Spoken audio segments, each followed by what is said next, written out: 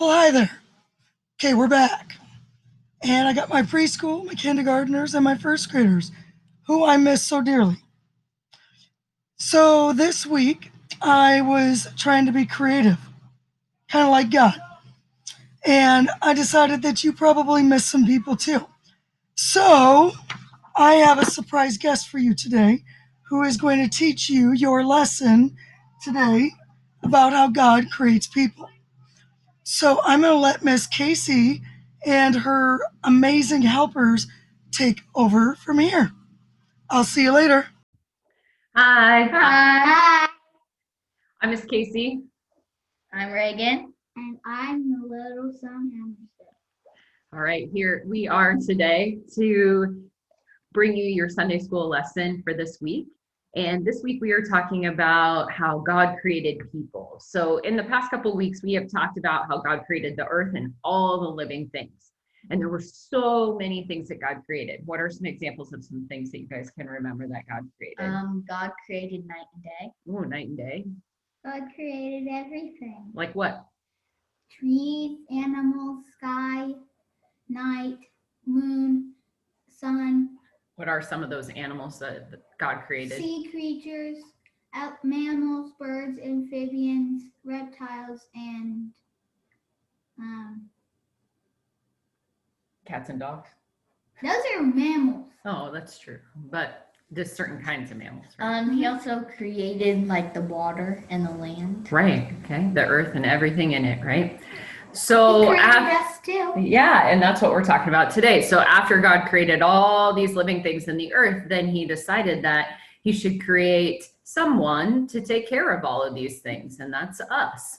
So our Bible verse for today and our story comes from the book of Genesis and chapter 1, verses 26, and then through chapter 2, verse 4.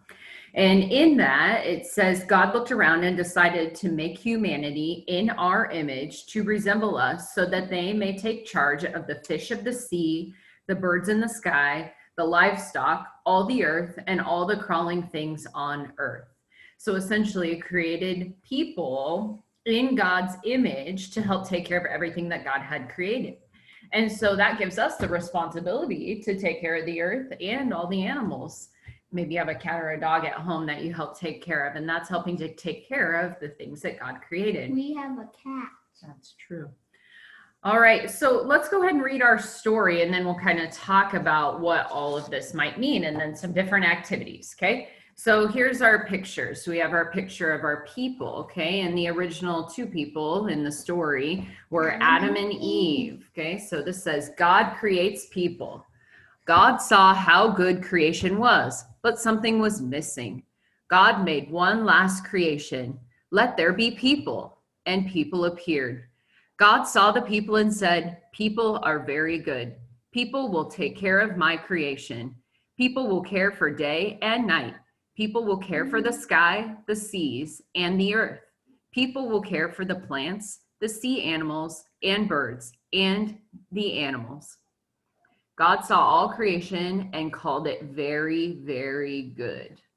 So down here it says, I wonder, how can you care for God's creation? So what are these things that we can do to help take care of the things that God created? Emerson. You can recycle, you can pick up trash that people littered and don't litter. That's right. You can plant stuff to make it beautiful. That's right. Yeah. You need trees because if trees help breathe in carbon dioxide and put oxygen out in the air. That's right. And we need oxygen to breathe, right, too. And we're important too because we're one of God's creations too. So when God created us, did he create us so that we were all the same? No, he created us so we're all different. That's right. In our own way. And God was very creative, right? And we're creative too, because if we're created in God's image, essentially an image is like when you look in the mirror, right? Okay, so that's your reflection, but we also call that an image. An image is essentially like a picture of what you're looking at. It's not the actual thing, right? Okay, so we're not saying that God created us to be another God, like we're not God, right? But we are in the image of God. We're in the likeness of God.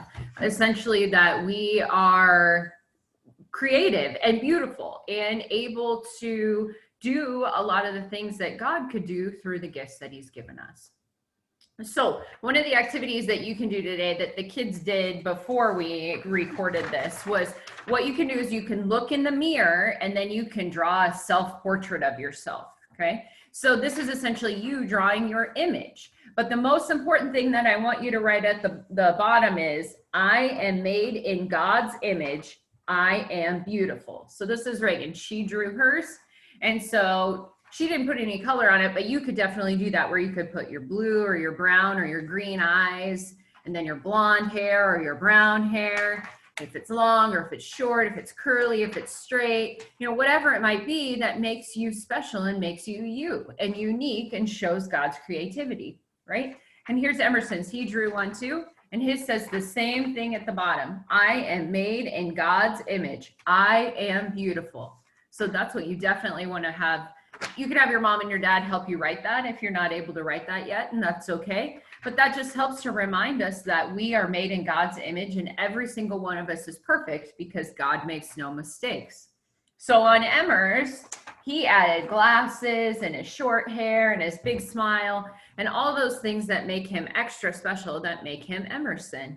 I am beautiful, just exactly as God made me, right? Mm-hmm. So another activity that you could do to just kind of practice what being an image is like is where you can, I don't know if you guys have ever heard about miming, where they try to follow. A mime is someone who kind of tries to follow what someone else is doing. But essentially in this game, you have two people where one acts like the mirror and the other one is trying to follow.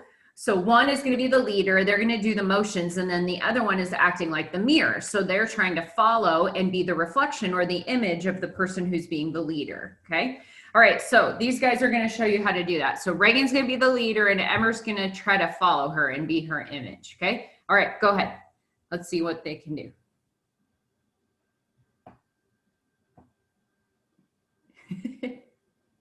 And then you could switch, right? So then Emmer could be the leader and then Reagan tries to follow him.